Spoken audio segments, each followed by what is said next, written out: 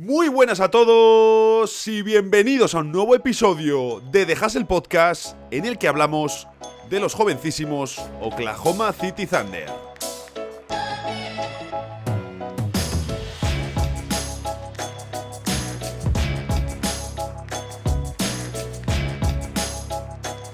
Lo he pensado, me he dado cuenta según grababa en el ordenador y guardaba la introducción de este episodio. Ostras, 50 episodios ya de The Hustle Podcast en esta segunda temporada. Lo dicho siempre, qué rápido se pasa luego esto. Es impresionante, ¿no? Y además, estoy grabando ahora en domingo por la tarde-noche, más hacia la noche que hacia la tarde. Es decir, ya más el horario habitual de este podcast. Y lo estoy haciendo con una sensación de cansancio como no tenía en bastante tiempo, una sensación bastante rara. Entonces de repente volver a ver los 50 episodios, 2 días por semana preparando estos episodios del podcast, la verdad que es algo que dices, por un lado, ostras, ¿cuántos episodios? Por otro lado piensas, bueno, si es que al final es una rutina placentera, por lo tanto, el que disfruta de algo le sale. A mí esto de, no, trabaja de lo que te gusta y no trabajarás nunca. Eso es mentira, eso es una persona que no ha trabajado en lo que le gusta. Sí que es cierto, obviamente, que te va a costar menos, que te va a apetecer más, que vas a estar más motivado, que la gran mayoría de días te vas a ver con más predisposición para hacer cosas, y creo que eso es algo muy importante. Yo hasta ahora he tenido la suerte de... Esto no es un trabajo como tal, aunque yo me lo tome así. Yo hasta ahora he tenido la suerte de que mis trabajos han estado relacionados con cosas que me gustan o han sido sitios donde me he sentido muy cómodo. Pero hablando con compañeros, ellos, o amigos, mejor dicho, no compañeros de trabajo, ellos no tienen esa situación. Por supuesto, tienen otras cosas buenas y yo tengo otras cosas malas, como por ejemplo estar bastante pringado luego fines de semana, que a mí personalmente no me importa tanto y lo puedo adaptar bastante, pero hay otras personas que lo llevan peor, lógico y normal. El caso es que, bueno, pues como siempre yo me voy aquí por las ramas en las introducciones. Ya no tengo ni muy claro lo que estaba diciendo, así que voy a retomar a lo que os comentaba del cansancio. Me encuentro verdaderamente cansado. No teníamos partido hoy, Semana Santa, toca descansar, pero durante estos últimos días he estado cubriendo el Gran Premio de Australia de Fórmula 1 y llevo varios días con la vida girada. O sea, con la vida girada y me encuentro raro. Esa es la sensación, raro y cansado, pero un cansancio raro. Muchos no conoceréis mi trayectoria laboral, que es, bueno, es relevante dentro de mi vida porque soy periodista, pero tampoco es, digamos, lo primero o lo primordial cuando yo me presento en algún sitio, ¿no? Yo, de hecho, aunque ya no trabaje en NBA, yo me sigo considerando y sigo trabajando como un periodista especializado en la NBA. El caso es que yo ahora estoy en DAZN, dirigiendo DAZN News, la web de noticias de DAZN España, y antes de eso, como os decía, estuve en nba.com. Pues bien, la madrugada al final es un terreno habitual para mí. Yo, de hecho, soy mucho más nocturno que diurno, pero... ¿Qué ocurre? Que en NBA era diferente, porque en NBA cuando te ponías verdaderamente a trabajar por las noches, no alguna noche suelta, una noche contada, cuando verdaderamente te ponías a trabajar de noche, era porque llegaban las finales de la NBA, que es cierto que vienes de toda la temporada trabajando, viendo partidos, hay temporadas mejores y peores, hay temporadas que disfrutas más y otras que disfrutas menos, hay temporadas que se te hacen más largas y otras que menos. Yo, por suerte, no he llegado nunca al punto de quemarme, también porque tuve una temporada hace ya muchos años, antes de empezar a trabajar, en la que estuve cerca de quemarme y tomé medidas para que no me volviese a suceder, pero es muy habitual dentro del periodismo deportivo que los periodistas deportivos acaben quemados con las competiciones que adoran debido a su trabajo y luego en su tiempo libre no quieren saber nada de estas. Pues bien, es cierto que llegas al final de la temporada y dices, ostras, ahora me viene una semana y media, 2 semanas por delante en la que toda mi vida está condicionada a las finales de la NBA. Pero lo haces encantado. Yo lo hacía absolutamente encantado y dices, ostras, es que son las finales de la NBA. Entonces al final ahí es, pues ya os digo, yo semana y media, 2 semanas. Además suele coincidir que luego llegan directamente a mi cumpleaños. Ahí ya pues me libero un poco. Y claro, dices, bueno, no pasa nada, es que quiero ver los partidos, quiero estar ahí. Si hay un momento para estar durante la madrugada, es precisamente durante las finales de la NBA, hablando obviamente de la perspectiva de España. Pero no estoy acostumbrado a estos giros de horarios durante la temporada. Al final, para mí, el mundo del motor es nuevo, lo estoy disfrutando muchísimo, sobre todo la Fórmula 1, pero todo esto de la gira asiática, la gira de América, no estoy acostumbrado a girar el horario así de repente. ¿Y qué ocurre? Que estos son días consecutivos que puedes decir, oye, pues está mejor, o bueno, o está peor porque si son 3-4 días, luego tienes que volver a girarte el horario y a lo mejor ya no tienes Fórmula 1 o MotoGP hasta dentro de 2 semanas. Y ya os digo, llevo desde el jueves con horario girado y me siento muy raro, o sea, me siento muy raro. Ha sido duro, pero según termine esto, es decir, según lo edite, programe y demás, me voy a meter a dormir con verdadero gusto, siendo yo una persona de esas de no dormir 4 horas al día, obviamente, porque si no vas como un zombie, pero yo si duermo 6 horas voy bien, no necesito más y si duermo más lo veo como una pérdida de tiempo. Luego obviamente hay días que me apetece quedarme más en la cama, me apetece dormir más o lo que sea, pero de verdad, hoy ardo en deseos de meterme en la cama y poder estar bastantes horas sumido en un sueño profundo. Ese es mi objetivo, mi gran objetivo para hoy. Que por cierto, este lunes, cuando estéis escuchando el episodio, la gran mayoría, pido preguntas y respuestas en Twitter, en Instagram y en YouTube para el episodio de este jueves. Os diría que si queréis dejar preguntas, estéis atentos y rápidos porque las voy a recolectar este lunes. El martes preparo las preguntas que vamos a tratar en el episodio y el miércoles grabo bastante pronto porque luego me voy de viaje, entonces va a ser bastante express. Lo que os digo, grabo el miércoles antes de irme hasta el domingo y este mismo lunes grabo el episodio del próximo lunes. ¿Por qué? Porque va a ser un episodio atemporal. Los tenemos un poquito abandonados, de hecho esta temporada solo hemos hecho uno. Te arrastra, te atropella al final el día a día. Pero, lo dicho, el próximo lunes tendremos episodio atemporal, que también es una manera a mí de cubrirme cuando estoy fuera y poder dejar contenido cuando me voy de viaje y no romper la dinámica de 2 episodios al día, aunque lógicamente no va a ser un tema de actualidad. Pero bueno, esos son avisos de los próximos episodios. Al final, hoy tenemos que hablar de lo que hoy tenemos que hablar.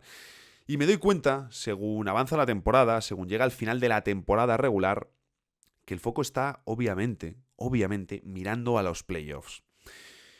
Y tenemos este domingo, cuando estoy grabando son las 9 de la noche, tenemos este domingo un potencial duelo, y digo potencial, muy interesante. Y es que es un gran año para medir a Oklahoma City Thunder, uno de los equipos de moda de la NBA. Bienvenidos a The Hustle Podcast.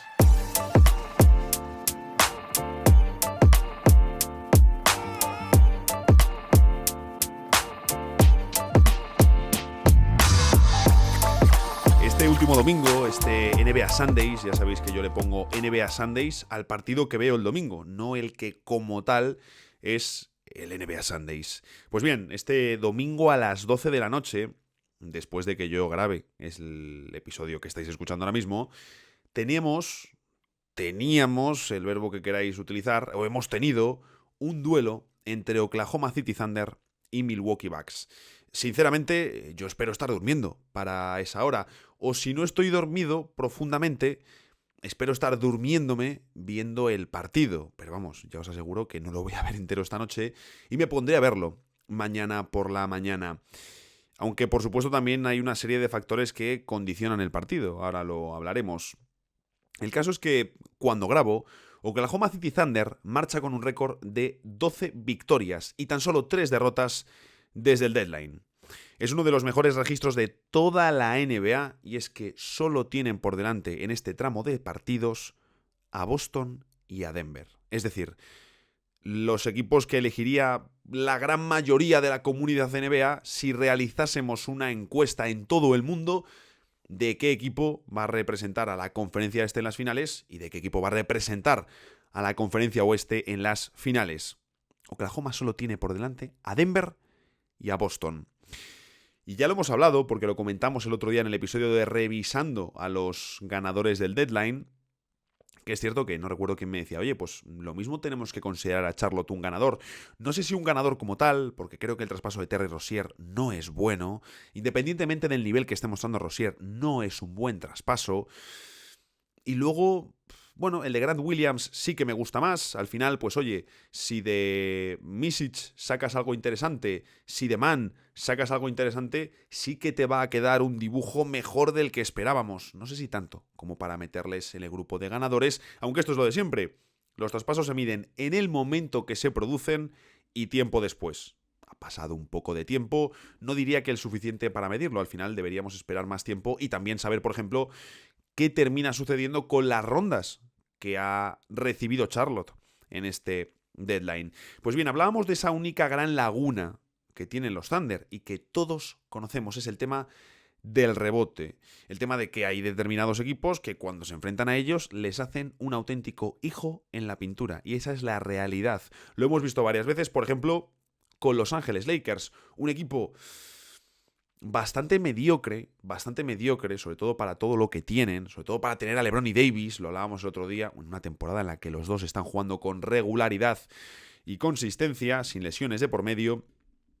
Pero claro, un equipo que es capaz de lo mejor y de lo peor, que nos ha dejado más noches malas que buenas, pero que luego llega y le gana la serie de partidos de temporada regular a Oklahoma City Thunder. En buena parte porque los Thunder no tienen respuesta en la pintura al daño que hacen los Lakers.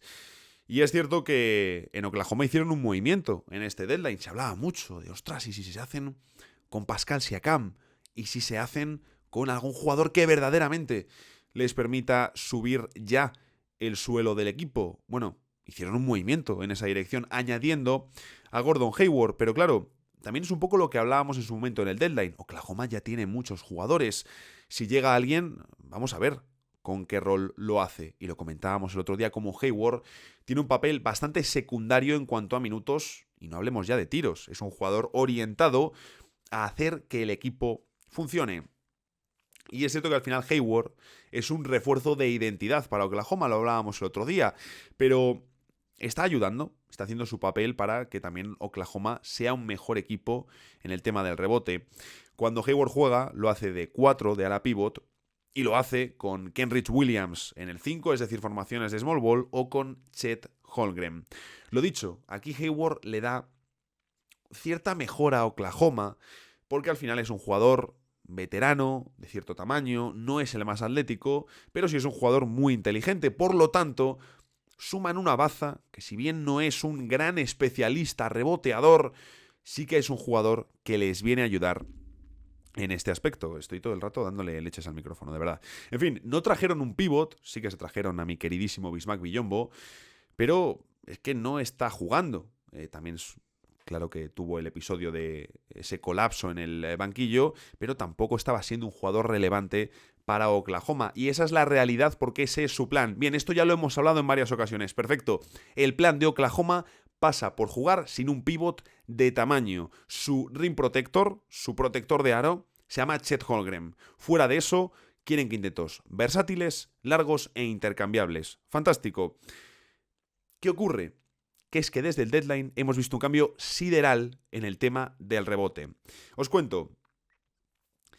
Es que la diferencia es brutal, tengo apuntado primero los datos de después del deadline y luego los datos pre-deadline. Yo creo que vamos a ir primero con los antes del deadline, que ya los hemos comentado en alguna ocasión, y ahora vamos con los que están dejando en las últimas semanas, en el último mes ya, porque estamos a 24 de marzo, y ya ha pasado un mes desde que se regresó de ese parón post All-Star. Bien, antes de ese parón, digo deadline, pero realmente es parón del All-Star, en fin. Antes del parón del All-Star, Oklahoma figuraba como 29º equipo en porcentaje de captura de rebote en general, en rebote total, ofensivo y defensivo. Es decir, solo había un equipo con peor porcentaje de captura de rebote en toda la liga. Solo uno. Oklahoma figuraba 29º en rebote defensivo, 28º en rebote ofensivo. Por si alguno tiene la duda, básicamente la captura de rebote te viene a decir el porcentaje de rebotes que captura un equipo sobre los totales que hay en ese sentido. Es decir, si yo soy, como en este caso, Oklahoma, 29º en porcentaje de rebote defensivo, un 68,1%, eso significa que si hubiese en un partido 100 rebotes defensivos en mi aro, pues yo estoy cogiendo 68. Eso es lo que, no tiene mucho misterio. La estadística ahí es la mejor manera de comprobar el funcionamiento de un equipo en el tablero. Pues bien, 29º en rebote defensivo, 28º en rebote ofensivo. Lógicamente aquí lo que más preocupa es el tema del rebote defensivo. Tú puedes ganar perfectamente sin tener un dato destacado en rebote ofensivo. De hecho, puedes ganar teniendo un dato bastante malo en rebote ofensivo y ya hemos visto ya equipos en años anteriores. Bien, desde el deadline, si antes del All-Star eran 29º en porcentaje de captura de rebote total, desde el parón del All-Star son 15º. Que alguno pensará, ostras, bueno, siguen siendo un equipo de media tabla. Bueno, es que has pasado de ser el segundo peor a ser un equipo de media tabla. Es un salto, de nuevo, sideral. Pero es que el verdadero cambio está en que, si bien en el porcentaje de rebote ofensivo se siguen manteniendo más o menos por las mismas cifras, están en 23ª posición, antes era 28ª, pero el porcentaje es muy similar. Antes un 24,8% y ahora un 25,9%. Bien, han subido, han mejorado, fantástico, buena noticia, pero lo verdaderamente relevante está en el rebote defensivo. A ver, voy a poner aquí el sonido en el teléfono, a ver si me van a llamar o algo.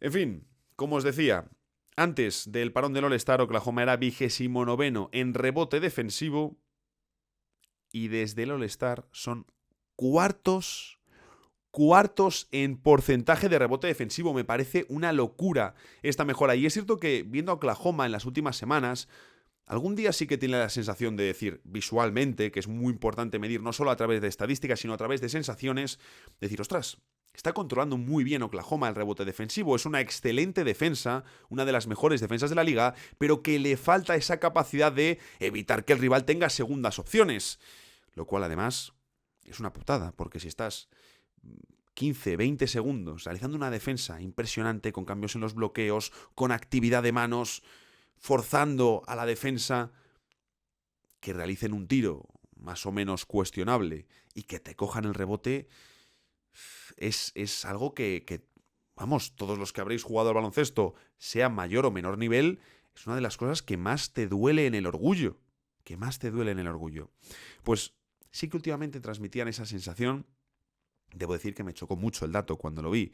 De todos modos, es que han pasado, antes del parón del All-Star, de estar en un 68% de captura de rebote, ahora aún por encima del 74%. Es que es una barbaridad el salto que han pegado. Y como os digo, lo importante es esa mejora en el defensivo. ¿Que puedes añadir algo en el del ataque? Perfecto, estás sumando segundas oportunidades, segundas posesiones, pero no es ni siquiera el 25% de lo relevante que es mejorar en el defensivo, porque bastantes de las opciones de Oklahoma, de las esperanzas de enfrentarse a cualquier equipo en playoffs, pasan por no ser un agujero en el rebote defensivo. No creo que sea sostenible esa cuarta posición en rebote defensivo, porque me parece también un poco quizás irreal para lo que es este equipo de Oklahoma, pero mientras no estén entre los 10 peores, se pueden dar con un canto en los dientes. Lo digo completamente en serio y es un cambio que yo no me esperaba. ¿Por qué quiero estar pendiente del duelo contra Milwaukee? Bueno, es un rival interesante por el tamaño de los Bucks, por la presencia física que tienen y por el dominio en el cristal que nos han mostrado con jugadores como Giannis Antetokounmpo, Brook López y Bobby Portis. ¿Qué ocurre? Que Giannis es posible baja para el partido. Antes de empezar a grabar, cuando he revisado el injury report de Milwaukee, aparece como duda. Y luego Chris Middleton, que sí que es baja directamente. Por lo tanto, es un partido condicionado y que no tenemos exactamente, o que no vamos a poder sacar el análisis que nos gustaría. Y he leído bastantes comparaciones en los últimos tiempos entre el actual proyecto de Oklahoma, liderado por Shai Gilgeous-Alexander y Chet Holmgren, y el mitiquísimo proyecto joven de los Thunder, que finalmente no llegó a ganar nada. Por supuesto, estoy hablando del equipo que estaba liderado por Russell Westbrook, Kevin Durant y James Harden como sexto hombre. Si bien ese equipo era mucho más mediático y tiene un peso en la historia mucho más relevante, por supuesto, creo que hay una serie de diferencias notables que favorecen al actual proyecto de Oklahoma, pese a que esos Thunder de Westbrook, Harden y Durant draftearon a 3 MVPs consecutivos. Esto es una auténtica locura que de verdad no tiene precedentes, draftear a 3 MVPs seguidos, sobre todo en la época moderna del baloncesto, no en los 60 o 70, que al final el traspaso de elecciones del draft era muy diferente al actual. Pero draftear a 3 MVPs seguidos que tú has desarrollado es impresionante. Es cierto que al final Harden, una gran parte de su desarrollo, o el principal, podemos decir, se vivió en Houston, pero ahí estuvo de nuevo el ojo de Sam Presti. Como digo, creo que hay una serie de diferencias notables, porque para empezar, si miramos al Big Three de Oklahoma original, es decir, ese Harden, Westbrook, Durant, me estaba dejando Durant, en fin, alcanzaron su techo nada más comenzar, cuando llegan a esas finales de 2012, y todo el mundo daba por hecho, todos dábamos por hecho, que esos Thunder iban a regresar a las finales de la NBA.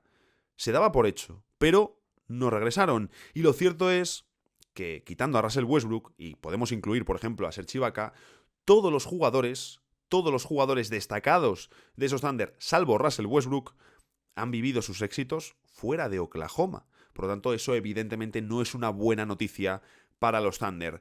Pero si miramos en general al proyecto actual, al proyecto del 2023-2024, con Shea, con Holmgren, es cierto que no tienes a 3 MVPs drafteados de forma consecutiva. No sé si es algo verdaderamente realizable en la NBA de hoy en día, pero sí que me parece que es un proyecto que guarda mejor encaje. Porque al final tienes a Shea como estrella principal, como esa figura, esa referencia ofensiva de un elevado uso ofensivo, de un muy elevado uso ofensivo, pero que además es un jugador muy eficiente en la anotación, que ha mejorado mucho en su movimiento sin balón y que por supuesto es una amenaza en defensa. Chet Holmgren como el protector de aro ideal para el baloncesto moderno y además un jugador que te abre la cancha sin demandarte posiciones o situaciones de poste bajo. Es decir, es la definición perfecta de interior moderno. Pero es que no son solo ellos dos, que al final es la base del equipo. Tienes a Jalen Williams, que es esa estrella manejadora alternativa a Shea, que es capaz de amoldarse a diferentes roles y posiciones. Le hemos visto jugar de 4, gracias a también su capacidad defensiva. Le hemos visto mejorar muchísimo con el acierto en el triple. Le hemos visto liderar la ofensiva de los Thunder cuando Shea descansa. Y le hemos visto ser ese escudero de Shea cuando están ambos en cancha, con Holmgren cerrando partidos importantes. Y luego tienen a dos complementos diferentes y muy importantes en Luguentz Dort y Josh Giddey.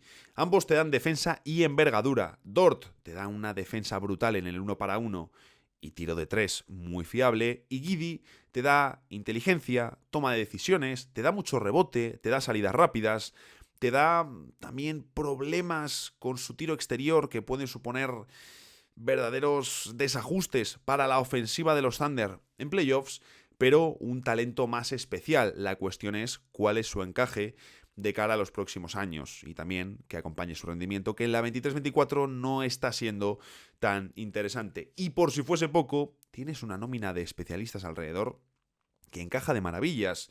Cason Wallace, Isaiah Joe, Kenrich Williams y por supuesto Gordon Hayward. Hablamos de ellos, de estos jóvenes Oklahoma City Thunder, como un equipo de futuro, pero la realidad es que ya son élite.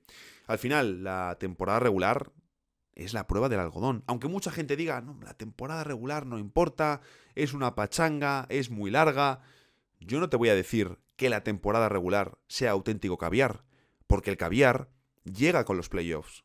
Pero sí que es cierto que la temporada regular te muestra todo de cómo es cada equipo. Y que lo que es lo raro es lo que sucedió el año pasado con los Lakers llegando a finales de conferencia y con Miami llegando a las finales de la NBA partiendo desde una octava posición, partiendo desde el play-in. Eso es lo que es muy poco habitual. Y a lo mejor el play-in nos depara más situaciones curiosas. Y a lo mejor en una NBA abierta vemos más de estas situaciones cada una serie de pocos años. Pero al final, la temporada regular no engaña. te muestra lo que hay. Y Oklahoma es un equipo joven y cargado de rondas, ojo, y al mismo tiempo ya es un equipo de élite. Si ganan contra Milwaukee, se convertirán en el segundo equipo del oeste en llegar a las 50 victorias esta temporada. Y esto me ha llamado la atención, es curioso. Bueno, tampoco tiene mucho misterio. Pero cuando grabo, está Oklahoma en 49 victorias y Denver ya ha superado las 50. Pero los Thunder están primeros del oeste. Cuando grabo, con mejor récord. Y la realidad es que siendo un equipo joven, que siendo un equipo, como digo, cargado de activos, como siendo un equipo también de élite en el presente, todavía no les hemos visto en playoffs. Esa es la realidad también de Oklahoma City Thunder. En la 21-22 era el tercer año de Mark Daigneault, un pedazo de entrenador, y terminaron con un récord de 24 victorias y 58 derrotas. Ese año obtienen como premio la elección de Chet Holmgren. En la 22-23, el tercer año de Daigneault, hacen un récord de 40-42, sin Chet Holmgren lesionado. Y en la 23-24, la actual, la cuarta de Daigneault, el salto es espectacular. Es que han pasado, ojo, en su segunda temporada un 29% de victorias, en su tercera temporada un 48%, y el salto en la actual temporada es, cuando grabo, a un 71% de triunfos. ¿Cómo terminará? Buena pregunta, pero a mí me interesa más cómo les vamos a ver en playoffs. Recordemos que la pasada temporada no llegan porque pierden en el play-in. Pero tengo muchas ganas de verles porque verdaderamente forman un molde histórico. Es decir, es que la base de este equipo, la base de estos Thunder, la forman un jovencísimo candidato al MVP que este año, si todo va como tiene pinta que va a terminar, va a ser el segundo jugador más votado en la carrera por el MVP, Shai Gilgeous-Alexander. Y luego tienes a otro jugador que es candidato al Rookie del Año, no lo va a ganar, pero que va a quedar segundo, como es Holmgren. Y que en cualquier otro año sin buen Wembanyama, Chet sería Rookie del Año. ¿Qué ocurre? Que no es tan habitual, de hecho es muy poco habitual, que un equipo tenga al mismo tiempo, en la misma temporada, a un jugador que termina top 2 del MVP y top 2 del Rookie del Año. De hecho, si esto termina siendo así, claro, sería el 9º caso de la historia de la NBA. Tenemos que retroceder a los New Jersey Nets de la 2001-2002, que tienen a Jason Kidd segundo en la carrera por el MVP, segundo tras Tim Duncan, y a Richard Jefferson, segundo por el Rookie del Año tras Pau Gasol. Y esa temporada llegaron a las finales de la NBA y las perdieron contra Los Ángeles Lakers. Si queremos mirar el precedente anterior, tenemos que retroceder, ojo con esto, a la 1979-1980. Seguro que muchos tenéis ese año muy localizado porque es el primer año de Magic en la NBA. Magic Johnson queda segundo en la carrera por el Rookie del Año detrás de Larry Bird y Kareem Abdul-Jabbar fue el MVP de la 79-80. Y además, por si fuese poco, en este escenario, en el que, de nuevo, lo más normal es que Shai termine como segundo por el MVP y Holmgren va a terminar segundo por el MVP, también les vamos a tener, obviamente, a Holmgren en el All Rookie, en el quinteto de mejores novatos, y a Shai en el quinteto de mejores jugadores de la NBA, es decir, en el All NBA. Pero es que la pasada temporada, en la 22-23, los Thunder ya tuvieron a Shai en el All NBA y tuvieron a Jalen Williams como All Rookie. Y no solo como All Rookie, sino como el segundo novato más votado para el Rookie del Año, solo por detrás de Paolo Banchero. Es que no es tontería. No es ninguna tontería. Hablamos 2 años consecutivos en los que Oklahoma va a confirmar a Shai como uno de los grandes candidatos al MVP y sumar a 2 figuras jovencísimas como Jalen Williams y Chet Holmgren, que tienen unas posibilidades enormes y sobre todo un encaje brutal en la NBA actual. Como os digo, es que es inevitable pensar en playoffs. Estando a 24 de marzo, cuando estoy grabando, es imposible no dejarse llevar y pensar en la postemporada. Y dentro de que apetece ver a todos, porque es cierto que a mí personalmente es que no creo que vaya a haber un solo equipo en playoffs que diga qué pereza me transmiten. Quizá Brooklyn Nets, el único si se mete que me pueda dar un poco de pereza. El resto, de verdad, tengo muchísimas ganas de ver a todos. Y tengo muchísimas ganas de descubrir a estos jovencísimos Oklahoma City Thunder.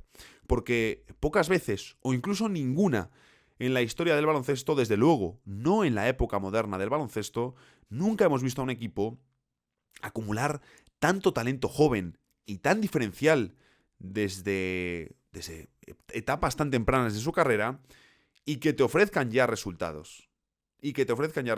Combinando al mismo tiempo esa capacidad de seguir creciendo en los próximos años gracias a todos los activos que tienen. Y lo cierto es que sin haberse metido en playoffs, que sin haber debutado en una ronda de postemporada, estos Thunder ya ofrecen muchísimas garantías en temporada regular.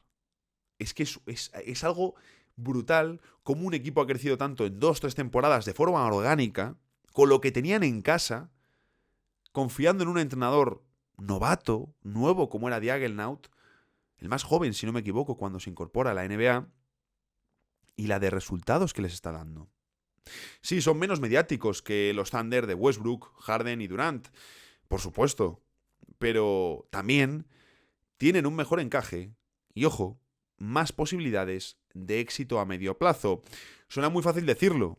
Los Thunder se metieron con un equipo jovencísimo en las finales de 2012 y estuvieron cerca, ya sin James Harden, de repetir finales en 2016. También en su favor, hay que decir que Oklahoma se cruzó con los Warriors. No era un rival sencillo. De hecho, se cruzaron con equipos muy veteranos, muy hechos, cuando ellos estaban comenzando, y luego se cruzan con los Warriors de Stephen Curry. Que también es cierto, Kevin Durant no tardó en unirse a ellos. Mi pregunta es, ¿con quién se cruzará Oklahoma? Porque es un equipazo, pero el resto de equipos no paran. Y talento en esta liga hay por todas partes. Sinceramente, el cruce que yo deseo, no tanto para este año, quizás el siguiente tampoco van a estar, pero espero que no tarden mucho más y que 2026 sea el primer año que ya les veamos siendo una auténtica potencia en el oeste. Ojalá me equivoque y sea 2025, de verdad.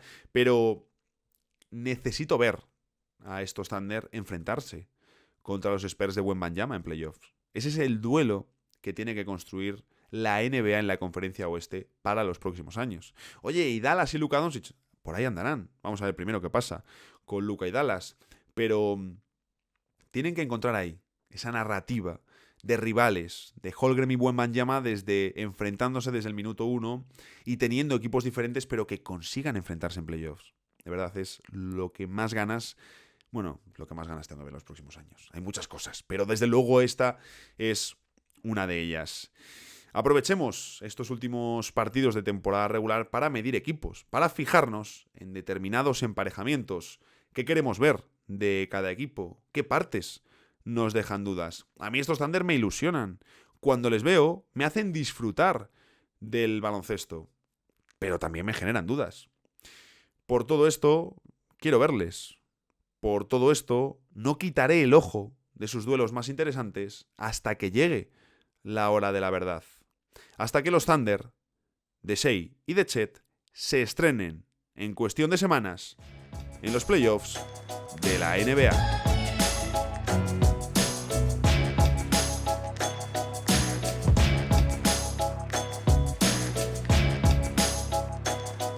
Hoy es lunes y eso en The Hustle Podcast significa que tenemos la sección de estadísticas. Es cierto que sin ninguna duda se ve en detrimento si la comparamos con la sección de noticias. No vamos a engañar a nadie. La sección de estadísticas es la oveja negra en The Hustle Podcast. Me la cargo y la reinstauro según necesidades y según contexto del día.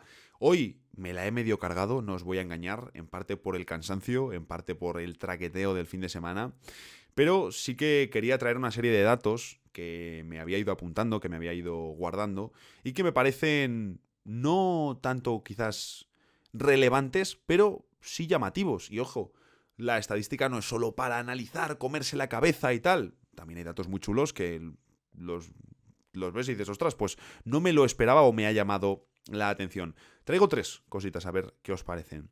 La primera de ellas es que D'Angelo Russell ha batido el récord de triples totales para una temporada regular de los Lakers. Alguno pensará, bueno, ¿qué tiene de relevante? En la NBA actual se baten récords de triples, un día sí y al otro también. Y es cierto.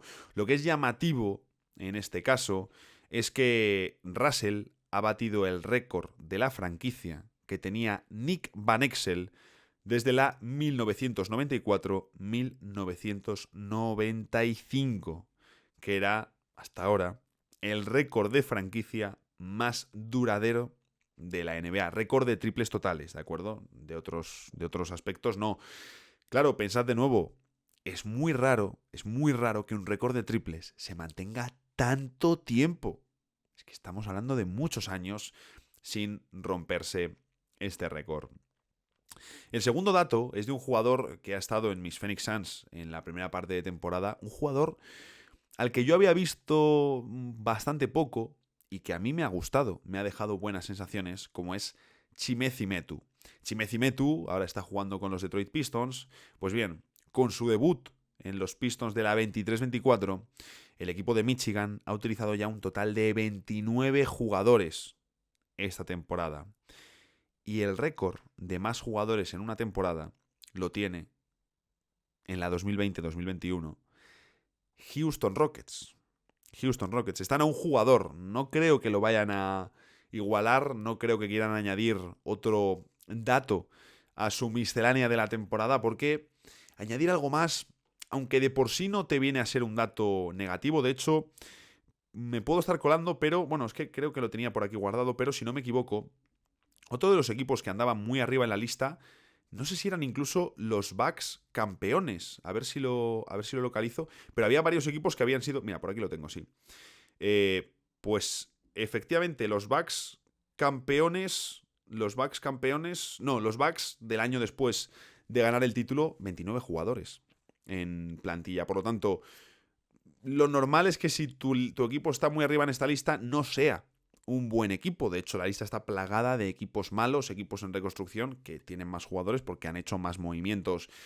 En este caso, los Pistons entran sin ninguna duda en ese grupo, pero entiendo que no le quieran quitar el récord, en este caso a los Rockets, como digo, por no añadir más leña al fuego y no añadir más datos a su relato. Al relato que tienen en contra, por supuesto. Y el último dato está precisamente relacionado con uno de los protagonistas de este episodio, como ha sido Shai Gilgeous-Alexander.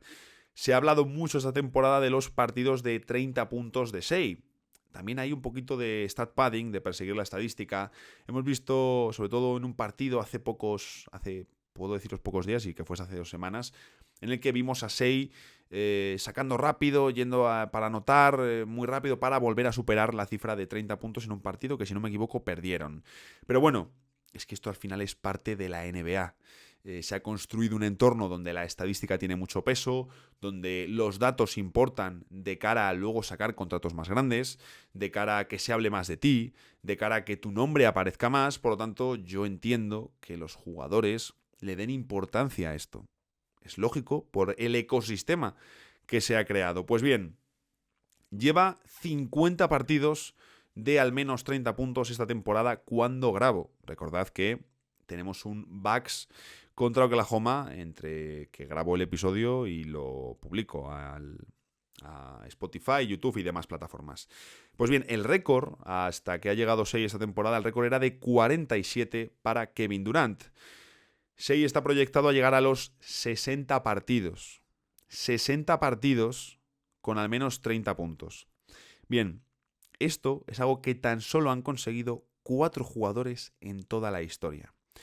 Will Chamberlain, Michael Jordan, Kareem Abdul-Jabbar y Tiny Archibald en 1973. Se uniría sin duda a un grupo muy destacado. Shai Gilgeous-Alexander, que por un lado tengo la sensación de que este relato de que Oklahoma es un verdadero equipazo le perjudica, porque da la sensación de que no ganan tanto por él, sino por todo lo que tienen, que en parte es cierto, sin duda. Pero también me gustaría saber, oye, ¿y este equipo de Oklahoma sin Shai qué sería? Porque es evidente que es el jugador más insustituible. Oye, pero el año pasado sin Holmgren eran un equipo de play-in y ahora con Holmgren es un equipo de... Es un equipo de élite. Yo tengo la sensación de que serían una especie de Houston Rockets de este año, es decir, un equipo con una potencia defensiva maravillosa, pero que en ataque tendría bastantes más limitaciones y que tendrían problemas, dentro de que es un ataque que funciona muy bien, ojo, y bastante, bueno, muy diferente al de Houston Rockets. En fin. ¡Ah! Qué bien, qué maravilla terminar el episodio. Estoy ya pensando, de verdad, estoy pensando ya en irme a dormir. Os vuelvo me trabo ahí. Os vuelvo a recordar, este jueves, último preguntas y respuestas antes de los playoffs. Voy a estar estos días de Semana Santa por Pamplona y me iré de rutas por algunas ciudades del norte y demás. Así que, como siempre, ya sabéis, más que bienvenidas son todas las recomendaciones de sitios para beber y comer, sitios disfrutones. Eso siempre muy bien recibido aquí en este espacio. Mientras tanto, ya sabéis, nos vemos el jueves en el próximo episodio de The Hustle Podcast.